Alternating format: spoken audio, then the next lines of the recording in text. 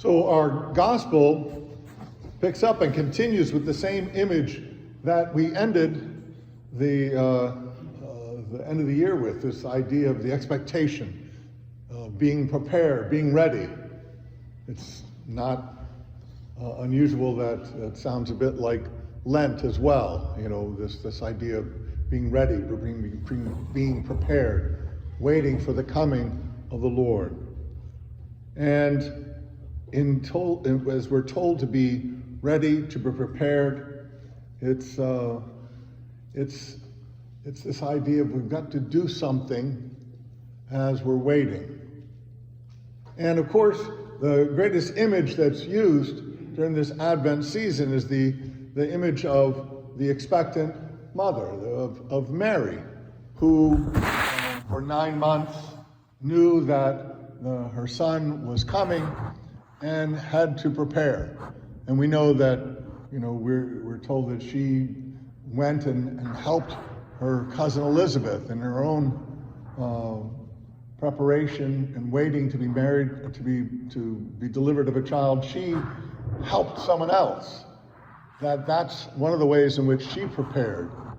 And we know that mothers everywhere sort of have to be ready for when the child comes. I'm not a good cook. I don't cook at all, in fact. So I'm glad that Father Pat has taken on this new vocation of cooking.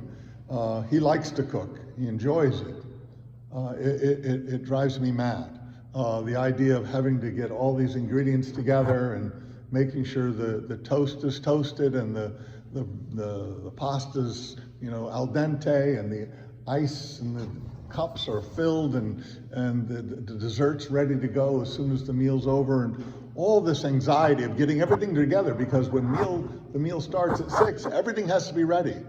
You can't say, oh, I'm sorry, we've still got, the vegetables aren't cooked yet, we have to wait. Everything's got to be cooked at the same time. How people cook, I have no idea. How they get everything together, it's like juggling. I don't know how everyone does this. I prefer gardening.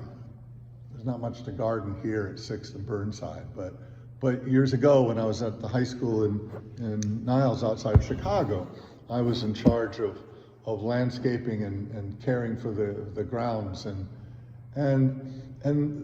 I offer these two images for those of you who are looking at ways to prepare. You can, if you're inclined to be a cook, you know what you need to do to get everything ready. If you're a gardener, you still have a lot of work to do, but it doesn't have that same sort of urgency. You have to have everything watered, of course. But, at the end of the day, wherever you are, put your tools away and go home and then start again tomorrow, because there's always more work to do. And the garden is never done. There's weeding to do. There's cutting back and pruning. There's fertilizing. There's planting and ripping out. There's all sorts of things that need to be done. And eventually, of course, you want to be able to say, here, look at my garden. Look at the landscape. Look that things are done. But even then, there's always more to do. And there will always be more weeding and cleaning up. And then in the fall, raking up and digging out over again. However you look at this idea of preparation, this idea of preparing, there's always work to do. And whether you see it as an urgency, which our reading today certainly says that, be ready. The end could come at any moment. You better have that pasta dish prepared. Or whether it's more of an expectation of you've got to keep plugging away every day, rooting out things that shouldn't be there and planting good things in their place. This idea of being prepared, of working, of planning, these are different ways. Now Jesus uses both of these images. He often talks about the banquet of heaven, about meals, about coming together, sharing food. But he also talks about planting and the vine that grows. The shoot of David we hear a lot about during Advent. This idea of the tree that will grow. All of these images are things that we can apply to ourselves.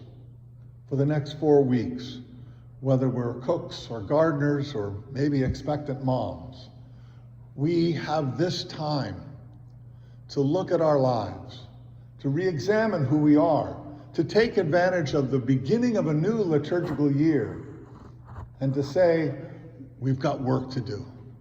We've got things to do. We have to be ready for the banquet.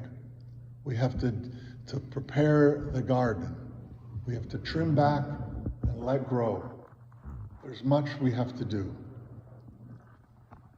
In our lives, this is a constant plan to grow, to prepare, to get ready, to await, to be in expectation, because we know the Lord is coming, and in fact, is already here as we prepare for Christmas.